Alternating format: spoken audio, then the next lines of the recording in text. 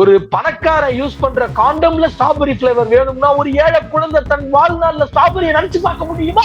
அப்படி மியூசிக் போகும், அதெல்லாம் பார்க்க கூஸ் பம்ப்ஸா இருக்கும். இப்படி நீ வந்து ஸ்டேஜ்ல நின்னுக்கிட்டு பஞ்சு வசனம், யாரோ எழுதி கொடுக்கக்கூடிய விஷயங்கள் வந்து பஞ்சு வசனம் பேசுறீங்க, சரி தப்பு இல்ல. கூட சொன்னா கேட்க மாட்டான், குரங்கு மாதிரி தாவுறான், கம்பத்துல தாவுறான், நாங்க எங்களால அடிக்கவும் முடியல, கெஞ்சினாலும் கேட்க மாட்டான். ஆனா இத கட்சிக்காரன் கேட்பான்னு பார்த்தா தாவேகாரன் பார்க்கவே முடியல.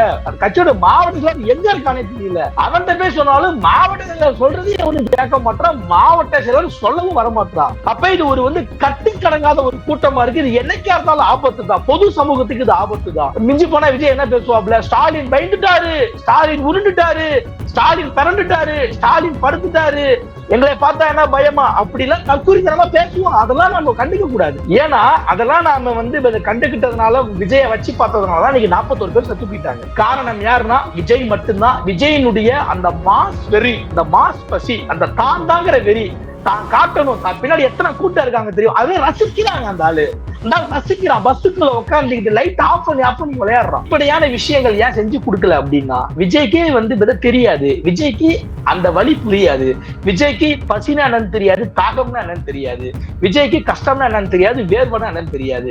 விஜய் வாழ்றது 15 star 16 star 25 star life style வாழ்ந்துட்டு இருக்காரு. அப்படிப்பட்ட விஜய்கிட்ட நீங்க வேற என்ன பதில் எதிர்பார்க்க முடியும்? இன்னைக்கு பாருங்க, விஜய்க்காக அண்ணாமலை தரப்பு அவ்வளவு வக்காலத்து வாங்குது, ரோட்ல இறங்கி நின்று விஜய் அப்படியே வந்து, அதாவது விஜய் ரசிகன் கூட விஜய்க்கு இந்த அளவுக்கு வக்காலத்து வாங்கி நான் பார்க்கல. இவனுக்கு அந்த அளவுக்கு வக்காலத்து வாங்கி அதுக்கு டெல்லியில இருந்து ஒரு டீம், பாஜகவுடைய ஆளு மாநிலத்துல யூபில எல்லாம் அத்தனை பேர் செத்து போனாங்க, கும்பமேளா நடந்து எங்க என்னமோ நடந்துச்சு, அங்கெல்லாம் இவனுக்கு போய் ஒண்ணு புடுங்கல, ஒண்ணு கழட்டல. நீங்க வெறுமன ஒரு இன்னொரு இதுக்கு சம்பந்தமே இல்லாத இன்னொரு கட்சியை வந்து சாடுற அந்த மனப்போக்கு இருக்குல்ல, அதுதான் தமிழ்நாட்டை வந்து அழிக்கிறதுக்கான மனப்போக்கு அப்படின்னு சொல்ல விரும்புறேன். திமுகவுக்கு வந்து கொங்கு பெல்ட் பயங்கர ஸ்ட்ராங்கா இருக்கு. அதுக்கு காரணம் செந்தில் பாலாஜி வந்து ஒரு பெரிய காரணமா இருக்காரு. அப்ப திமுகவுடைய வந்து அந்த வந்து கொங்கு பெல்ட்டை உடைக்கணும்னா செந்தில் பாலாஜியை உடைக்கணும். ஏன்னா இன்னைக்கு பாஜகவுடைய முக்கியமான ஆட்கள்லாம் அங்க இருந்தா வராங்க, கொங்கு பகுதியில இருந்தா வராங்க, இன்க்ளூடிங் அண்ணாமலை. அப்ப செந்தில் பாலாஜி எப்படா வீழ்த்தலாம்னா, இந்த மாதிரி பிரச்சனையை வந்து பாஜக வந்து தங்களுக்கு சாதகமாக அறுவடை செஞ்சுக்குது. ஏற்கனவே அந்த அரசியலுக்காக வரட்டுங்க, செந்தில் பாலாஜி அரசியலுக்காகவே வரட்டுங்க. அண்டா அண்ணாமலை ஒத்த ஓட்டு வாங்கல, நீனே அங்க வந்து பாலிடிக்ஸ் பண்ணணும்னு நினைக்கிற, நீ இங்க வந்து வெறும் ஒத்த ஓட்டு வாங்குற, நீ பாலிடிக்ஸ் பண்ணணும்னு நினைக்கலாம். செந்தில் பாலாஜி கூட இருக்கவங்களுக்கு அள்ளி அள்ளி கொடுத்துருக்கான் ஆல்ரெடி. அண்ணாமலை டே இங்க படுறா, அண்ணாமலை நீ எவ்வளவு பெரிய டுபாக்கூர் திருட்டு பையன் எல்லாத்துக்குமே தெரியும். நீ தின்ன கையில காக்கா கூட ஓட்ட மாட்டேன்னு உன் கட்சிக்காரனுக்கே தெரியும். தின்ன கையில காக்கா கூட ஓட்ட மாட்டேன், ஆனா ஓன்ட்ட எவ்வளவு சொத்து இருக்குன்னு எல்லாத்துக்கும் தெரியும். விஜய் ஏன்டா நீ வரல, உன் கட்சிக்கார ஏன்டா நீ வரல, உனக்காக மக்கள் செத்து இருக்காங்க ஏன்டா நீ கேட்கல அப்படின்னு எவனா ஒருத்தன் கேட்டானா? இந்த அண்ணாமலை இன்னைக்கு உச்சகட்டமா ஒண்ணு பண்ணாங்க, கேவலமான அரசியலுங்க, இதெல்லாம் பாக்குறதுக்கே வாந்தி வருதுங்க. இந்த அதாவது உண்மை கண்டறியும் குழு ஹேமமாலின்னு ஒரு அம்மா வந்து ஒரு சின்ன பாப்பாவை, கண்ணு நீங்க வாங்கம்மா, நம்ம எம்பிக்கெல்லாம் வந்திருக்காங்க, என்ன நடந்துச்சுன்னு சொல்லுங்கம்மா அப்படின்னு ஒரு மாதிரி பாவலா பண்றான். அந்த பொண்ணு ஏதோ சொல்லுது, மேடம் இவர் முக்கியமான விட்னஸ், இவரை கேளுங்க, இவர் அங்க ஸ்பாட்ல தான் இருந்தாரு அப்படின்னு ஒருத்தர் இன்ட்ரோ பண்றான் அண்ணாமலை. ஒருத்தர் வந்துட்டு அங்க என்னென்ன நடந்துச்சுன்னு சொல்றாரு.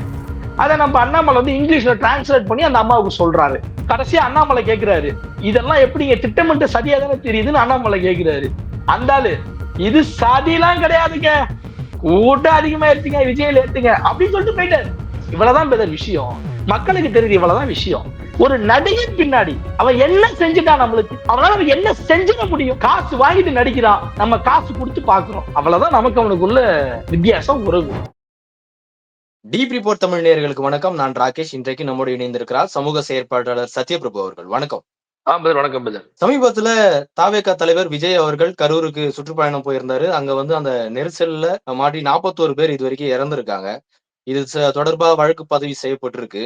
விஜய் அவர்கள் வந்து இறந்தவர் குடும்பங்களுக்கு ஆதரவு தெரிவிக்கல, மருத்துவமனை வந்து அடிபட்டு அனுமதிப்பட்டு இருக்கிறவங்களை வந்து பார்க்கல அப்படின்னு பல்வேறு குற்றச்சாட்டுகள் இருந்தது. அவர் ட்வீட் மட்டும் தான் போட்டாருன்னு குற்றச்சாட்டுகள் தொடர்ந்து இருந்தது.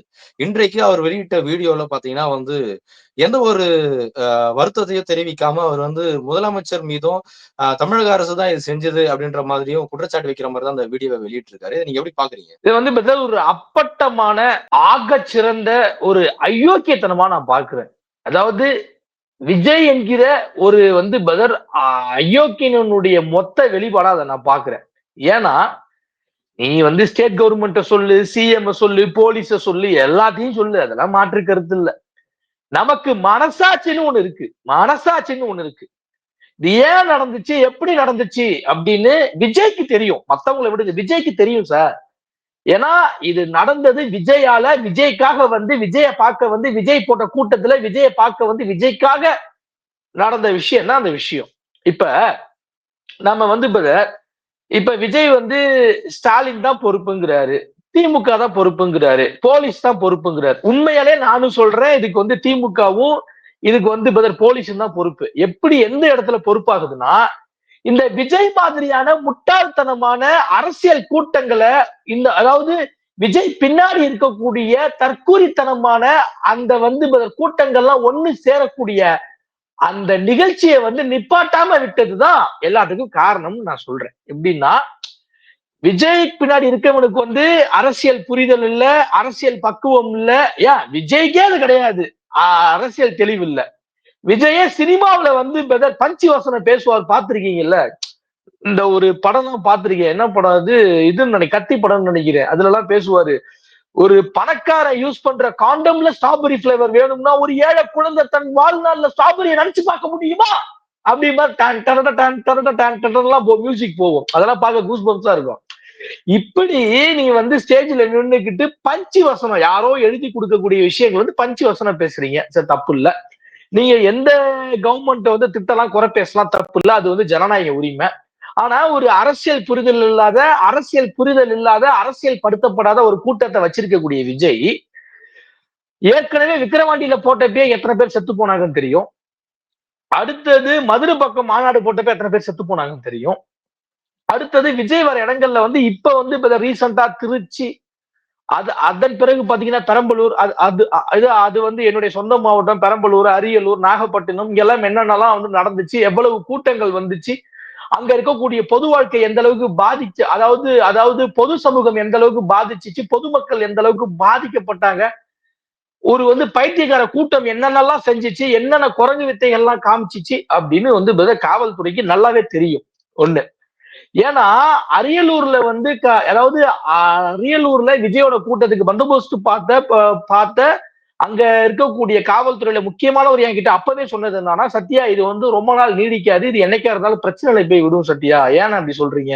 ஆமா சத்யா, ஒருத்தன் கூட சொன்னா கேட்க மாட்டான், குரங்கு மாதிரி தாவுறான், கம்பத்துல தாவுறான், நாங்க எங்களால அடிக்கவும் முடியல, கெஞ்சினாலும் கேட்க மாட்டான், நாங்க நாங்க நாங்க வந்து இந்த பக்கமா போய் அவனுங்களை வந்து கெஞ்சி கூத்தாடி அந்த கம்பத்துல இருந்து, செவுத்துல இருந்து, குடிசையில இருந்து, மாடியில இருந்து மீட்டு கொண்டு வந்து கீழே விடுவோம், விட்டுட்டு நாங்க அந்த பக்கம் போயிருப்போம். அதுக்குள்ள இவனுங்கெல்லாம் அப்படியே வந்து சத்தியா மேல ஏறிப்பானுங்க, ஒருத்தன் தொங்குவான், இங்க ஒருத்தன் தள்ளிக்கிட்டு இருப்பான், திடீர்னு வண்டியை போட்டு சுத்த வேண்டியது.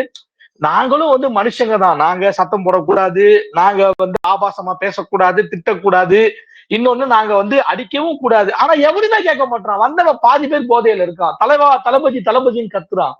அப்ப இதெல்லாம் வந்து கண்டிக்கப்ப காவல்துறை நாங்க ஏதாவது வந்து சத்தம் போட்டா அடிச்சாதான் நீங்க அதை உடனே வந்து போன்ல வீடியோ எடுத்து போட்டுறீங்க. ஆனா இத கட்சிக்காரன் கேட்பானுன்னு பார்த்தா தாவேகாரன பார்க்கவே முடியல. கட்சியோட மாவட்ட செயலர் எங்க இருக்கானே தெரியல. அவன்கிட்ட போய் சொன்னாலும் மாவட்ட செயலர் சொல்றது அவனுக்கு கேட்க மாட்டான், மாவட்ட செயலர் சொல்லவும் வரமாட்டான். அப்ப இது ஒரு வந்து கட்டிக்கடங்காத ஒரு கூட்டமா இருக்கு. இது என்னைக்கா இருந்தாலும் ஆபத்து தான், பொது சமூகத்துக்கு இது ஆபத்து தான் அப்படின்னு அன்னைக்கு நம்ம கிட்ட சொன்னாரு. அப்ப இப்படியான பிரச்சனைகள் வந்து இருக்குங்கிறது காவல்துறைக்கு, அரசாங்கத்துக்கு கண்டிப்பா நல்லா தெரியும். கண்டிப்பா உளவுத்துறை சொல்லியிருக்கோம், கண்டிப்பா கொடுத்திருக்கோம். இந்த கூட்டம் என்னைக்கா இருந்தாலும் ஆபத்து தான், இதனால ஒரு பெரிய ஆபத்தை நம் தமிழ் சமூகம், இது இங்க இருக்கக்கூடிய பொதுமக்களாகிய நாம சந்திக்க போறோம், சந்திச்சே ஆகணுங்கிற விஷயத்த சொல்லியிருக்கும்ல.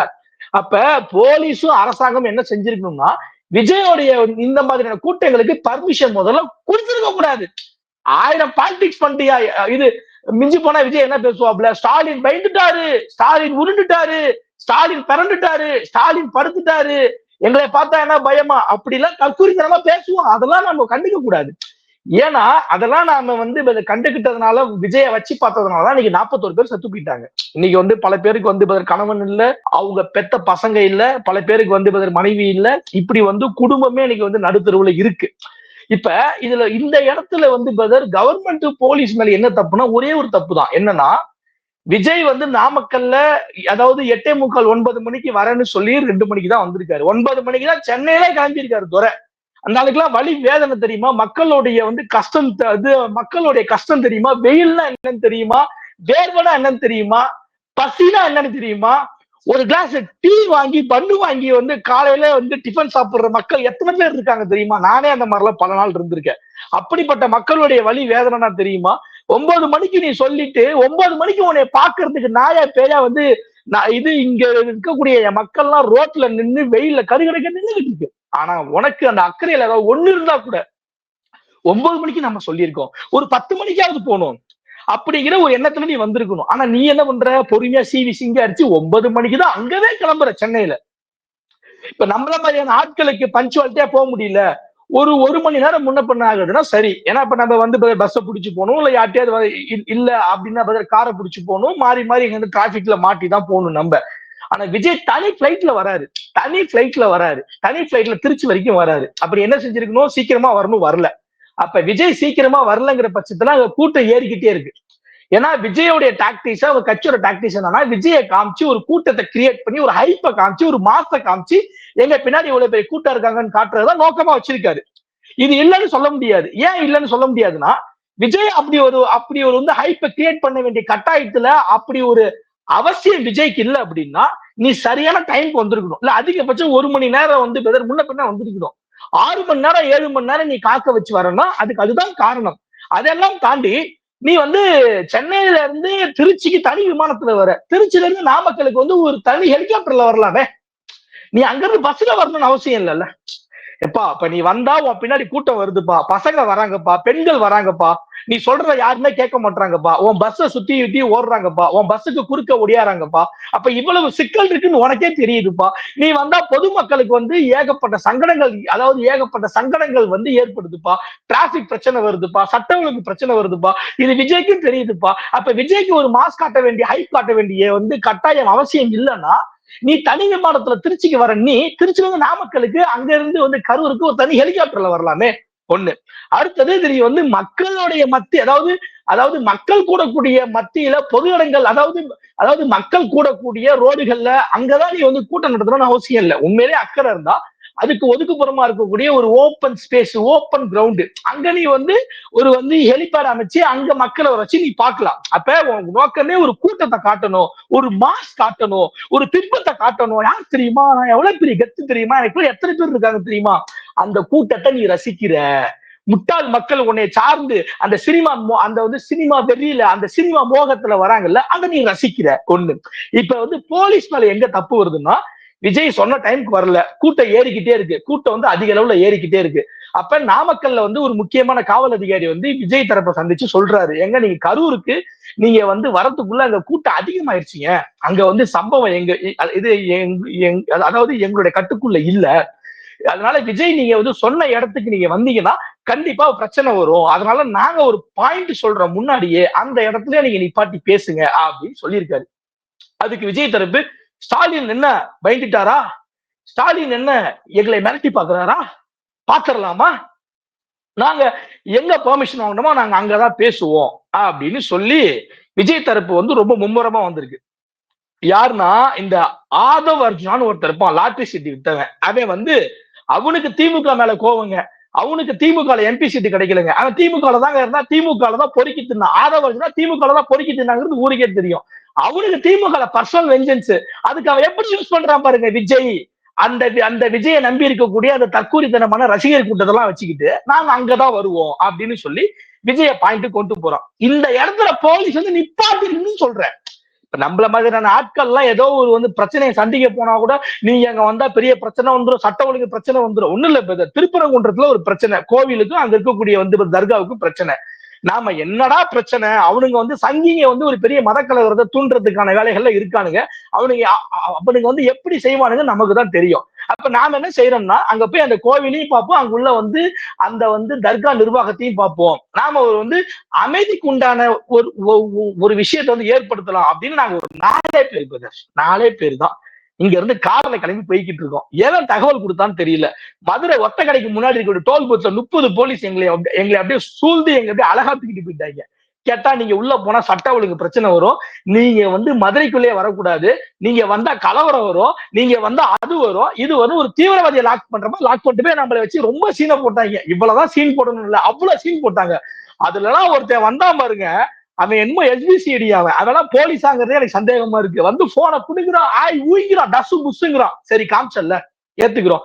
இந்த தச புச நீங்க விஜய்கிட்ட ஏன் காட்டல, விஜய் ஏன் லாக் பண்ணல? அப்ப என்ன பயம்னா, ஒருவேளை விஜய் வந்து திமுக தான் இந்த மாதிரி என்னை லாக் பண்ணுதுன்னு சொல்லிட்டு இதை பாலிடிக்ஸ் ஆக்கிடுவாரு அப்படின்னு விஜய வந்து வச்சு பார்த்ததின் விளைவு, விஜய அங்கவே வந்து அடக்காமல் போன விளைவு. உங்களுக்கு கூட்டம் அதிகமாகும் பொழுது அங்க ஒரு அசம்பாவிதம் நடக்கிறது தெரியுது இல்ல, அதை நீங்க விஜய் தரப்புல சொல்றீங்க, அப்பயும் விஜய் தரப்பு கேட்கல. இருந்தும் அந்த கூட்டத்தை அந்த இடத்துல விஜய நிப்பாட்டாம போனது மட்டும்தான் காவல்துறை மேல தப்பு, மற்ற எதுவுமே காவல்துறை மேல தப்பு இல்ல. மற்றது இந்த பிரச்சனைக்கான ஆணித்தரமான காரணம் யாருன்னா விஜய் மட்டும்தான். விஜயினுடைய அந்த மாஸ் வெறி, அந்த மாஸ் பசி, அந்த தான் தாங்கிற வெறி, தான் காட்டணும், தான் பின்னாடி எத்தனை கூட்டம் இருக்காங்க தெரியும், அதை ரசிக்கிறாங்க. அந்த ஆளு ரசிக்கிறான், பஸ்ஸுக்குள்ள உட்காந்துக்கிட்டு லைட் ஆஃப் பண்ணி விளையாடுறான். என்ன சொல்றாங்க, அந்த ஸ்டார்ட்டுக்கு முன்னாடியே பஸ்ல வந்து லைட்டை போட்டிருந்தா கூட அங்க உள்ளவங்க வந்து பார்த்துட்டு வந்து விலகி போயிருப்பாங்க. ஆனா அங்க லைட்ட போடல, லைட் ஆஃப் பண்ணிட்டாரு, திரும்ப ஸ்பாட்டுக்கு வந்து லைட் போடுறாரு. அப்ப அங்க பார்க்காதவங்களும் நோக்கி இங்க வராங்க. விஜய் கூடவே திருச்சியில இருந்து 5000 பேரை கையோட தான் பின்னாடி வந்து அதாவது தான் பஸ்ஸோட 5000 பேரை வந்து கூப்பிட்டு வராரு. அந்த கும்பல் இதுக்கு உள்ள வந்து சேருது. அப்ப இப்படி ஒரு கட்டுக்கடங்காத ஒரு தற்கூரி கூட்டத்தை வச்சுக்கிட்டு விஜய் வந்து தன்னுடைய வந்து தான் தாங்கிற அந்த மாஸ், அந்த தான் தாங்கிற வெறிய காட்டுறதுக்காக பண்ணின விஷயங்கள் தான் இன்னைக்கு இத்தனை பேரினுடைய மரணம். இப்ப வந்து முன்னக்கூட்டியே வந்து நீங்க போகாதீங்க, அங்க கூட்டம் அதிகமா இருக்கு அப்படின்னு சொன்னதா டிஜிபி சொன்னதா கூட இன்னைக்கு நீதிமன்றத்துல வந்து குறிப்பிட்டிருக்காங்க. நான் சொன்னேன், ஆனா அவங்க கேட்கல. 50 மீட்டருக்கு முன்னாடி நிக்க சொன்னேன், அவங்க நிக்கல. நான் கூட்டிட்டு போயிட்டு இருக்கேன், ஆனா என்ன தாண்டி அவங்க வந்து வேற ஒரு ரூட் எடுத்து போறாங்க. இது எல்லாமே வந்து பிளான் பண்ணி அவங்க பண்ண மாதிரி இருக்கு. நாங்க ஏன் போலீஸ் பேச்சை கேட்கணும் அப்படின்ற மாதிரி நடந்துகிட்ட மாதிரியும் இருக்கு. இன்னொரு விஷயம் என்ன பாத்தீங்கன்னா, அங்க இருந்த மக்கள் வந்து காலையில இருந்து நிக்கிறாங்க. அவங்களுக்கு எந்த ஒரு ஃபெசிலிட்டியும் பண்ணி தரல. தண்ணி வசதி பண்ணி தரல. மதிய உணவு கூட இல்லாம அவங்க காத்து இருக்கிறாங்க அப்படின்னும்போது, ஒரு தலைவரா இருக்கிறவருக்கு வந்து தொண்டர்கள் அல்லது ரசிகர்கள் காத்து இருக்காங்க. அவங்க இத்தனை நேரம் சாப்பிடாம இருக்காங்க. ஏதாச்சும் அவங்களுக்கு செஞ்சீங்களா அப்படின்னு கூட கேட்க தோணலையா? விஜய் வந்து தலைவன் எல்லாம் கிடையாது பாரு. விஜய் வந்து ஒரு நடிகர், அவ்வளவுதான். ஒரு நடிகனுக்கு வந்து மக்களுடைய வழி புரியுமா? ஒரு நடிகனுக்கு வந்து மக்களுடைய பசி புரியுமா? விஜய் நடத்துற எந்த கூட்டத்திலையுமே அங்க இருக்கக்கூடிய மக்களுக்கு எந்த விதமான அடிப்படை வசதி செஞ்சு கொடுக்கல. உன்னைய பார்க்க வராங்கயா, உன் வீட்டு விசேஷம். இப்ப உன் கட்சி விசேஷங்கிறது உன் வீட்டு விசேஷம் மாதிரி, அது வந்து உன் வீட்டு நிகழ்ச்சி மாதிரி. உங்களே பார்க்க வராங்க, நீங்க கூப்பிட்டு வராங்க. ஒரு தண்ணி பாட்டில் கூட கொடுக்கறதுக்கு வழி இல்லை பிரதர். காரணம் என்னன்னா, எவனுக்கும் அரசியல் தெரியல, என்ன செய்யணும்னு தெரியல, கட்சிக்காரனுக்கே தெரியல. தாவேக கட்சிக்காரனே அப்படிதான் இருக்காங்க. அப்ப அடிப்படையான விஷயங்கள் ஏன் செஞ்சு கொடுக்கல அப்படின்னா, விஜய்க்கே வந்து தெரியாது, விஜய்க்கு அந்த வழி புரியாது, விஜய்க்கு பசினா என்னன்னு தெரியாது, தாகம்னா என்னன்னு தெரியாது, விஜய்க்கு கஷ்டம்னா என்னன்னு தெரியாது, வேர்வனா என்னன்னு தெரியாது. விஜய் வாழ்றது 15 star 16 star 25 star life style வாழ்ந்துட்டு இருக்காரு. அப்படிப்பட்ட விஜய்கிட்ட நீங்க வேற என்ன பதில் எதிர்பார்க்க முடியும்? அவர் கட்சி ஆரம்பிச்சிருக்காரு அப்படின்னு போது ஒரு தலைவரா அவர் வந்து என்ன தொண்டர்களுக்கு என்ன தேவைப்படுதுன்னு செய்யணும். ஏன்னா இப்ப வந்து ஒரு மாநாடு இது பண்றாங்க, இல்ல எதனா ஒரு கூட்டம் நடத்துறாங்கன்னா அதுக்கு இத்தனை ஒருங்கிணைப்பு குழுக்கள் இருக்கு, உணவு பார்த்துக்க ஒரு குழு இருக்கு, உள்ள வரவேற்பு பார்க்க ஒரு குழு இருக்கு அப்படின்னு பல்வேறு குழுக்களை அறிவிச்சு அவங்க இதுக்கு முன்னாடி அறிக்கைகள் விட்டதெல்லாம் நம்ம பார்த்திருக்கோம். இதுக்கு முன்னாடி மாநாடு பல்வேறு இதுகளை பார்த்திருக்கோம். இப்ப இவரு இத்தனை ஜனங்களுக்கு நடுவுல போறாருன்னும் போது ஒரு மெடிக்கல் டீம், அது மாதிரி ஒழுங்கு பண்றதுக்கு ஒரு தொண்டர் அணி, இது மாதிரி இதெல்லாம் கட்டமைப்பெல்லாம் பண்ணணும்ல, அது அவசியம் இல்ல. மத்த கட்சிகள் பண்ணும்போது இதை பண்ண வேண்டிய அவசியம் இருக்குல்ல இவங்களுக்கும். அரசியல் அது வந்து அரசியல் கட்சியா இருந்தா தானே செய்வாங்க, அது அரசியல் கூட்டமா இருந்தா தானே செய்வாங்க. இவனுங்களுக்கு அரசியலுக்கு சம்பந்தம் கிடையாது. இவனுங்கள் அனைவருமே அப்புறப்படுத்தப்பட்டவர்கள் சொல்றேன். நீங்க சொல்றீங்களா, இதுக்கு முன்னாடி நடந்த கூட்டங்கள்லாம் விஜயோட கூட்டத்துல வந்து சாப்பாடுக்கு இதுக்குலாம் சொல்லிட்டு டீம் போட்டிருந்தாங்கன்னு. அதே கூட்டத்துல ஒரு தக்காளி சோறு 100 ரூபா 110 ரூபாய்க்கு வித்தாங்கன்னு சொல்லிட்டு வந்து பேட்டி கொடுத்து நம்ம பார்த்தோம்னா இல்லையா? தக்காளி சோறு இவ்வளவுதான் இருந்துச்சு. இத 100 ரூபா 110 ரூபாய்க்கு விற்கிறாங்க, தண்ணி பாட்டில் 30 ரூபா 40 ரூபாய்க்கு விற்கிறாங்க, 50 ரூபாய்க்கு விற்கிறாங்க. அப்ப என்ன அர்த்தம்? அங்க சாப்பாடு கிடைக்கலன்னு அர்த்தம். அப்ப என்ன அர்த்தம்? அங்க சாப்பாடு வந்து வியாபாரமாக்கப்பட்டுச்சுன்னு அர்த்தம். அப்ப என்ன அர்த்தம்? அங்க தண்ணி வந்து வியாபாரமாக்கப்பட்டுச்சுன்னு அர்த்தம். இப்ப என்ன அர்த்தம்? இவங்களுக்கு அரசியல் தெரியலன்னு அர்த்தம். என்ன அர்த்தம்? இவங்களுக்கு மனிதாபிமானமே கிடையாதுன்னு அர்த்தம். விஜய்க்கு வந்து மனிதாபிமானம் இருந்தா இவ்வளவு ஏன்? அதாவது இது எல்லாமே அடிப்படை பிரச்சனை, இது எல்லாமே அடிப்படையான விஷயங்கள். அப்ப விஜய்க்கு அரசியல் புரிதல் இல்லைங்கிறதோட விஜய்க்கு மனிதாபிமானமே இல்லை பிரதர். அப்பதான் நடிக்கிறான். இன்னைக்கு போட்ட வீடியோல கூட அதனால முழுக்க முழுக்க நடிப்பு மட்டும்தான் இருந்துச்சு. நியாயமான மனுஷனா இருந்தா அதை பாதிக்கப்பட்ட மக்களை நினைச்சு பேசுறான்னா திமுகவை வந்து அட்டாக் பண்ணி அரசியல் பண்ணிக்கிட்டு இருக்க. இப்ப திமுகவை அட்டாக் பண்றது உன் உரிமையா கூட இருக்கட்டும். ஆனா திமுகவை அட்டாக் பண்றது மட்டும்தான் இப்ப உள்ள சூழ்நிலையா, இப்ப உள்ள வேலையா? பாதிக்கப்பட்டு செத்து போயிருக்கான். ஒன்னே பார்க்க வந்து செத்து போயிருக்கான். அவன் ஒண்ணு சும்மா வந்து வேற எங்கேயோ போய் சாவல, வேற எதுக்காக போய் சாவல. ஒன்னைய பார்க்க வந்து செத்து போயிருக்கான். ஒன்னைய பார்க்க வந்து 41 குடும்பம் நடுத்தருக்கு வந்திருக்கு. அன்னைக்கு அவ்வளவும் நடந்துருச்சு.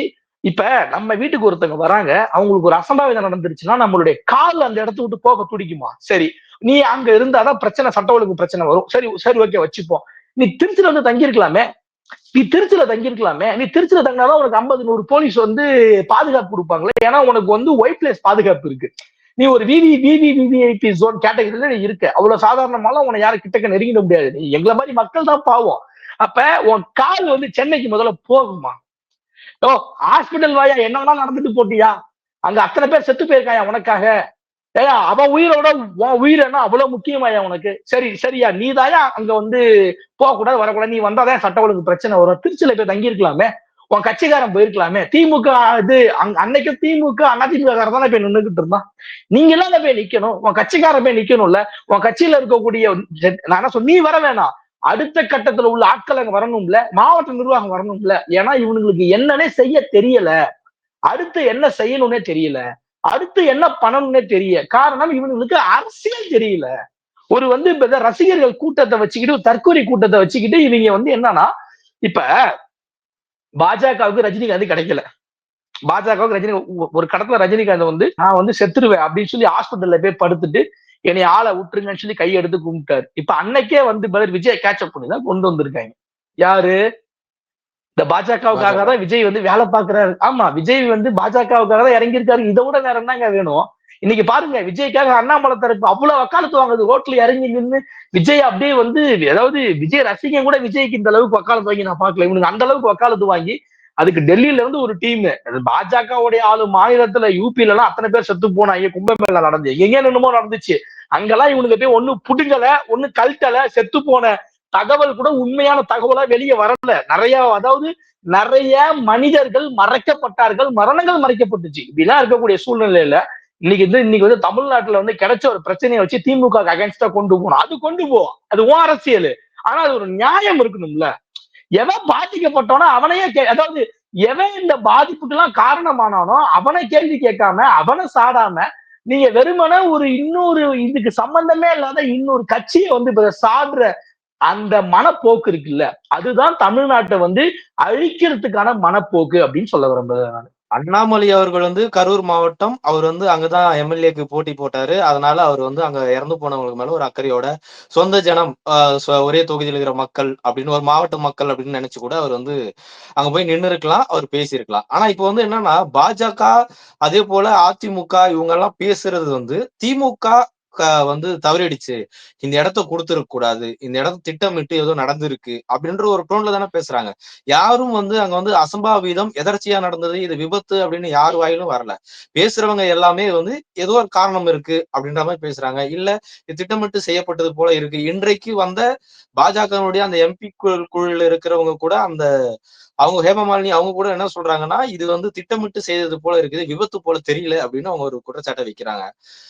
அது மட்டும் இல்லாம அவருக்கு போய் இந்த சின்ன இடத்த கொடுக்கலாமா அப்படின்னு கேக்குறாங்க. இதெல்லாம் காவல்துறை தெரியாம இல்ல அரசுக்கு தெரியாம வேண்டுமெனே பிளான் பண்ணி பண்ணது அப்படின்ற மாதிரி கூட சொல்ற அந்த அளவுக்கு தான் அவங்க பேசுறாங்க. அது பார்க்கும் போது அப்படிதான் தெரியுது.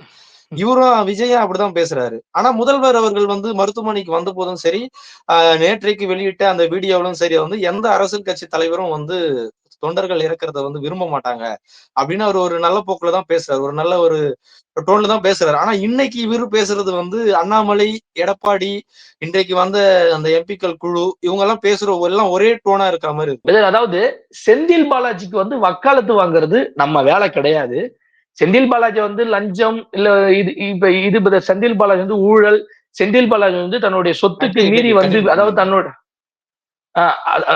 செந்தில் பாலாஜி தன்னுடைய வருமானத்துக்கு மீறி சொத்து சேர்த்திருக்காரு. அதெல்லாம் குற்றச்சாட்டு சொல்லுங்க, அதெல்லாம் நம்ம கேட்கவே போறதில்ல. ஆமான்னு சொல்லிட்டு போயிருவோம், தப்பு இருக்குதான், மாற்று கருத்து இல்ல.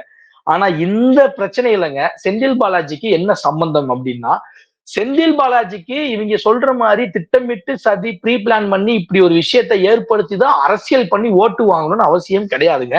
செந்தில் பாலாஜி அந்த பகுதியில உள்ள ஒரு உண்மையான ஃபீல்டு ஒர்க்கரு. நல்லதோ கெட்டதோ செலவு பண்றதோ பண்ணலையோ, நல்லது கெட்டது சுக துக்கம்னா எல்லா வீட்டுக்கு போய் நிப்பாப்ல, எல்லாத்துக்கும் வந்து காசு எடுத்து வைப்பாப்ல, தன்னை நம்பி வரவங்களுக்கு கூட வந்து ஒரு பாதுகாப்பா சேஃப்டியா ஒரு பெரிய டீமை கையில வச்சிருக்காப்ல. ஏன்னா இங்க இப்ப சித்தி ஊர் கரூர் தான். எனக்கு அதனால எல்லாமே நல்லா தெரியும். செந்தில் பாலாஜி எந்த கட்சிக்கு போனாலும் அந்த கட்சி அங்க டாப்பா இருக்கும். காரணம் செந்தில் பாலாஜிக்குன்னு ஒரு இண்டிவிஜுவலான வாக்காளர் கூட்டம் இருக்காங்க. தற்கொலை கூட்டம் இல்ல, வாக்காளர் கூட்டம். இந்த பூத்துல, இந்த தெருவுல, இந்த வீட்டுல எத்தனை ஓட்டு வரும், இதுல எத்தனை ஓட்டு நம்மளால வாங்க முடியும்னு சொல்லி அப்படி ஓட்ட தூக்குற கூடிய கெப்பாசிட்டி செந்தில் பாலாஜி இருக்கு. ஒண்ணு. அடுத்து செந்தில் பாலாஜி ஏன் அட்டாக் பண்றாங்கன்னா, திமுகவுக்கு கொங்கு பெல்ட் பயங்கர ஸ்ட்ராங்கா இருக்கு. அதுக்கு காரணம் செந்தில் பாலாஜி ஒரு பெரிய காரணமா இருக்காரு. அப்ப திமுகவுடைய அந்த கொங்கு பெல்ட்டை உடைக்கணும்னா செந்தில் பாலாஜியை உடைக்கணும். ஏன்னா இன்னைக்கு பாஜகவுடைய முக்கியமான ஆட்கள்லாம் அங்க இருந்தா வராங்க, கொங்கு பகுதியில இருந்தா வராங்க, இன்க்ளூடிங் அண்ணாமலை. அப்ப செந்தில் பாலாஜி எப்படா வீழ்த்தலாம்னா, இந்த மாதிரி பிரச்சனையை பாஜக தங்களுக்கு சாதகமாக அறுவடை செஞ்சுக்குது. ஏற்கனவே செந்தில் பாலாஜி அந்த கேஸை வச்சு மிரட்டி ஏக்நாத் ஷிண்டே மாதிரி ஒரு அதாவது செந்தில் பாலாஜி ஒரு புரோக்கரா ரெடி பண்ணி அந்த திமுக கொஞ்சம் பேரை உடைச்சு பாஜகவுக்கு கொண்டு வர ஒரு பிளான வச்சிருந்துச்சு. அதுக்குதான் செந்தில் பாலாஜி ஜெயில போட்டு மிரட்டி பார்த்துச்சு, கேஸ் போட்டு மிரட்டி பார்த்துச்சு. அந்த ஆள் என்ன வேணா செஞ்சீங்கடா அப்படின்னு அந்த ஆள் எந்த பக்கமும் சாயாம ஸ்ட்ராங்கா நின்னாப்ல. இதுதான் இதற்கு காரணம், வேற ஒண்ணுமே கிடையாது. இன்னைக்கு செந்தில் பாலாஜி எப்படா வீழ்த்தணும், செந்தில் பாலாஜி எப்படா லாக் பண்ணணும், செந்தில் பாலாஜி பிம்பத்தை எப்படா உடைக்கணும், செந்தில் பாலாஜி எப்படா மக்கள் காரி துப்ப வைக்கணும் அப்படின்னா இந்த கொலைக்கெல்லாம் செந்தில் பாலாஜி தாங்க காரணம். இந்த மாதிரி விஜய், அதாவது விஜய் லேட்டா வந்தது தப்பு இல்ல, விஜய் லேட்டா வந்ததுனால மக்கள் கூட்டம் கூட்டிட்டே இருக்காங்க, அந்த ஹைப்பை கிரியேட் பண்றாங்க, அது தப்பு இல்ல. புஷியானதுல இருந்து ஆதவ அர்ஜுனால இருந்து தாவேகாவினுடைய மாவட்ட செயலாளருக்கு சொல்றதை எவனுமே கேட்கல, அதெல்லாம் தப்பு இல்ல. சட்ட ஒழுங்கை மீறுவானுங்க, அது தப்பு இல்ல. போலீஸ் கொடுக்கக்கூடிய ப்ளூ பிரிண்ட் வழியா போல, அது தப்பு இல்ல. போலீஸ் பேச்ச கேட்காம இவனுங்க தன்னிச்சையா போறானுங்க, அது தப்பு இல்ல. போலீஸ் சொல்ற டைமுக்குள்ள இந்த ஆள் நிக்கல, அது தப்பு இல்ல. அங்க கூட்டமா இருக்கியா, அதிகமா கூட்டம் சேர்ந்துருச்சியா, நீ வந்தனா பிரச்சனை வரியான்னு சொல்லியும் என்ன என்ன அப்படியா இப்படியா என்ன என்னங்க இது இது திமுக என்னங்க மிரட்டி பாக்குதா அப்படிலாம் சொல்லி வீம்புக்குன்னே கெத்து காட்ட, சீன் காட்ட, மாஸ் காட்ட, தான் தாங்கிற நான் தான் காட்டுறதுக்கு அரிப்படுத்து நிக்கிறதெல்லாம் தப்பு இல்ல. அதெல்லாம் இதுக்கு காரணமா இல்ல. தான் கூட்டத்தை கட்டுப்படுத்த முடியல, தான் கூட்டத்துக்கு எடுத்து சொல்ல முடியல, அதெல்லாம் தப்பா தெரியல. ஆனா இந்த விபத்து நடந்து ஏதோ ஒரு 1/4 மணி நேரம் 20 நிமிஷத்துக்குள்ள செந்தில் பாலாஜி வந்துட்டாராம். இது ஏன் வந்தாரு, எப்படி வந்தாரு? அந்தாள் அந்த ஊர் தான். அந்தாள் அரசியலுக்காகவே வரட்டுங்க, செந்தில் பாலாஜி அரசியலுக்காகவே வரட்டுங்க. ஏண்டா அண்ணாமலை, ஒத்த ஓட்டு வாங்கின நீனே அங்க பாலிடிக்ஸ் பண்ணணும்னு நினைக்கிற. பல வருஷமா அந்த பகுதிகளில் கிங்கா முடிசூடா மன்னனா இருந்து எந்த கட்சியில இருந்தா அந்த கட்சியில ஜெயிச்சு எம்எல்ஏ ஆகி மந்திரியா இருந்து இன்னைக்கு இன்னைக்கு ஒரு லெவல்ல நிக்கிறாப்ல. அப்ப அந்த ஆள் அந்த இடத்துக்கு வரணும், ஸ்கோர் பண்ணணும் தான் நினைப்பாரு. நான் அரசியலாவே பேசுறேன், நான் அவரை தப்பாவே சொல்றேன். அந்த இடத்துக்கு வரணும், ஸ்கோர் பண்ணணும் தான் நினைப்பாரு. எங்கேயோ இந்த ஸ்ரீலங்கால இருந்து பறந்து நீ வரலாம், நீ இங்க வெறும் வெறும் ஒத்த ஓட்டு வாங்குற, நீ பாலிடிக்ஸ் பண்ணணும்னு நினைக்கலாம். செந்தில் பாலாஜி கூட இருக்கவனுக்குலாம் அள்ளி அள்ளி கொடுத்துருக்காண்டா ஆல்ரெடி. அண்ணாமலை டே இங்க படுறா அண்ணாமலை, நீ எவ்வளவு பெரிய டுபாக்கு ஒரு திருட்டு பையன் எல்லாத்துக்குமே தெரியும். நீ தின்ன கையில காக்கா கூட ஓட்ட மாட்டேன்னு உன் கட்சிக்காரருக்கே தெரியும். தின்ன கையில காக்கா கூட ஓட்ட மாட்டேன், ஆனா ஓன்ட்ட எவ்வளவு சொத்து இருக்குன்னு எல்லாத்துக்கும் தெரியும். ஆனா அந்த செந்தில் பாலாஜி கூட இருக்கவனுக்கு அள்ளி அள்ளி கொடுத்துக்கிட்டு இருக்காரு அந்த ஆளு. இன்னைக்கு அந்த ஆள் தான் கூட சார்ந்தவங்களுக்கு பல விஷயங்கள் செஞ்சு கொடுத்துருக்காரு. அப்படி இருக்கப்ப அந்த ஆள் வரணும் தானே நினைப்பாரு. அந்த ஆள் தொகுதி, அந்த ஆள் மக்கள் வரணும் தானே நினைப்பாரு. இந்த ஒன்ன வச்சு இப்ப ஒருவேளை அந்த ஆள் வரலன்னா, ஒருவேளை அந்த ஆள் வரலன்னா செந்தில் பாலாஜி வந்தாரா? ஏன் வரல? மக்கள் மேல அக்கறை இல்ல. செந்தில் பாலாஜி ஒரு அயோக்கியன், ஒரு மனசாட்சி இல்லாதவன், இப்படி எல்லாம் பேசியிருப்பானுங்க. ஆனா நீ யார கேள்வி கேட்கணும்? விஜய் ஏன்டா நீ வரல, உன் கட்சிக்கார ஏன்டா நீ வரல, உனக்காக மக்கள் செத்து இருக்காங்க ஏன்டா நீ கேட்கல அப்படின்னு எவனா ஒருத்தன் கேட்டானா? அதான் நான் சொல்றது, பாஜக காரன் இது வரைக்கும் ஒருத்தன் கேட்டானா? இந்த அண்ணாமலை இன்னைக்கு உச்சகட்டமா ஒண்ணு பண்ணாங்க, கேவலமான அரசியலுங்க. இதெல்லாம் பாக்குறதுக்கே வாந்தி வருதுங்க. ஒரு விஷயம் இன்னைக்கு ஒண்ணு பண்ணா என்னன்னா, இந்த அதாவது உண்மை கண்டறியும் குழு ஹேமமாலின்னு ஒரு அம்மா வந்துச்சு, நல்லா பயங்கரமா மேக்கப் எல்லாம் போட்டு வந்துச்சு. அது அந்த அம்மாவுடைய பர்சனல் விஷயம், நான் அதை தப்பா சொல்லல. நின்னுட்டா இதெல்லாம் என்ன ஷோன்னு எனக்கு தெரியல. நம்ம அண்ணாமலை வழக்கம் போல ஒரு சின்ன பாப்பாவை, கண்ணு நீங்க வாங்கம்மா, நம்ம எம்பிக்கு எல்லாம் வந்திருக்காங்க, என்ன நடந்துச்சுன்னு சொல்லுங்கம்மா அப்படின்னு ஒரு மாதிரி பாவலா பண்றான். அந்த பொண்ணு ஏதோ சொல்லுது. அடுத்து என்ன பண்றான், மேடம் இவர் முக்கியமான விட்னஸ், இவரை கேளுங்க, இவர் அங்க ஸ்பாட்ல தான் இருந்தாரு அப்படின்னு ஒருத்தர் இன்ட்ரோ பண்றான் அண்ணாமலை. ஒருத்தர் வந்துட்டு அங்க என்னென்ன நடந்துச்சுன்னு சொல்றாரு. அதை நம்ம அண்ணாமலை வந்து இங்கிலீஷ்ல டிரான்ஸ்லேட் பண்ணி அந்த அம்மாவுக்கு சொல்றாரு. கடைசியா அண்ணாமலை கேட்கிறாரு, இதெல்லாம் எப்படிங்க திட்டமிட்டு சதியா தானே தெரியுதுன்னு அண்ணாமலை கேட்கிறாரு. அந்த ஆளு, இது சதிலாம் கிடையாதுங்க, கூட்டம் அதிகமாயிருச்சுங்க, விஜயில் ஏத்துங்க அப்படின்னு சொல்லிட்டு போயிட்டாரு. இவ்வளவுதான் பிரதர் விஷயம். மக்களுக்கு தெரியுது, இவ்வளவுதான் விஷயம். ஏன்னா நமக்கு என்னன்னா, நம்ம தமிழ்நாடு வளர்ந்த மாநிலம்ங்கிறோம். நம்ம தமிழ்நாடு வந்து திராவிடம் எல்லாம் பேசுறோம். நம்ம தமிழ்நாடு வந்து முற்போக்குத்தனமான மாநிலங்கிறோம். சந்தோஷம், கண்டிப்பா சந்தோஷம், அப்படிதான் இருக்கணும். ஒரு ஒரு மனிதனாகப்பட்டவனுக்கு வந்து சமமாக பார்க்கக்கூடிய மனநிலையும் முற்போக்குத்தனமும் சமூக நீதியின் சிந்தனையும் அவசியம், மாற்று கருத்து இல்ல. அது நம்ம தமிழ்நாட்டுல இருக்கு. இந்தியாவுல எந்த மாநிலத்திலயுமே இல்லாத ஒரு விஷயம் நம்ம தமிழ்நாட்டுல இருக்கு. ஆனா நம்ம தமிழ்நாடு இன்னைக்கு எங்க போய்கிட்டு இருக்கு? பிற்போக்குத்தனமா போய்கிட்டு இருக்கு. ஒரு நடிகன் பின்னாடி அவன் என்ன செஞ்சுட்டான் நம்மளுக்கு? அவனால அவன் என்ன செஞ்சிட முடியும்? காசு வாங்கிட்டு நடிக்கிறான், நம்ம காசு கொடுத்து பாக்குறோம். அவ்வளவுதான் நமக்கு அவனுக்குள்ள வித்தியாசம், உறவு. அப்ப இப்படிப்பட்டவன் பின்னாடி ஓடி இன்னைக்கு அவன் இவ்வளவுத்துக்கும் காரணமான விஜய வந்து மக்கள் வந்து இன்னைக்கு இவ்வளவுத்துக்கும் காரணமான விஜய தான் மக்கள் கேள்வி கேட்கணும். ஏன்டா நீ வரல? ஏன்டா நிக்கல? உன் கட்சிக்காரன் ஏன்டா வரல? நாங்கெல்லாம் உங்களுக்கு என்ன பகடகாயாடா அப்படின்னு மக்கள் கேள்வி கேட்கணும் பிரதர். இதெல்லாம் நம்ம வச்சு பார்க்கும் பொழுது நமக்கு இதுல என்ன தெரியுதுன்னா, விஜய் இன்னமும் திருந்தல. விஜயை வந்து இயக்கக்கூடிய பாஜக ரொம்ப படுபயங்கரமாவே வந்து வேலை பார்க்குது. பாஜகவுக்கு திமுகவை வீழ்த்துறதுக்கு, ஸ்டாலினை வீழ்த்துறதுக்கு, திராவிடத்தை வீழ்த்துறதுக்கு, பெரியாரிசத்தை வீழ்த்துறதுக்கு அவங்க இன்னைக்கு வந்து விஜய ஒரு பயங்கரமான ஆயுதமா வந்து வச்சுக்கிட்டாங்க. அது போக இப்படி ஒரு துரதிருஷ்டமான ஒரு பெரிய விபத்து நடந்துருச்சு. அது வந்து உள்ளபடிக்க நம்ம எல்லாம் சங்கடப்படுறோம், வருத்தப்படுறோம். நடந்திருக்க கூடாதுன்னு நினைக்கிறோம். ஏன்னா இன்னைக்கு நம்ம என்னதான் பேசினாலும், என்னதான் இழப்பீடு கொடுத்தாலும், என்னதான் தண்டனை வாங்கி கொடுத்தாலும் கண்டிப்பா தண்டனை எவனுக்கும் கிடைக்க போறது இல்ல. சொல்றேன், இருந்தாலும் செத்தவங்க வீட்டுங்களுக்கு செத்தவங்க கிடைக்க போறது இல்ல. அதனால தமிழக மக்கள், தமிழ்நாட்டு மக்கள், நீங்க உண்மையாலுமே ஒரு விஷயத்த பகுத்தறிஞ்சு நாம சரியான பக்கம் நிக்கணும். சரியான ஆட்களை, அதாவது யார் பக்கம் தப்பு இருக்கோ அவங்க மீது நாம வந்து கேள்வி கேட்கணும் அப்படின்னு நான் சொல்றேன். இவ்வளவு நேரம் உங்களுடைய நேரத்தை ஒதுக்கி பல்வேறு கேள்விகளுக்கு உங்களுடைய கருத்துக்களை பகிர்ந்தமைக்கு நன்றி. Thank you brother.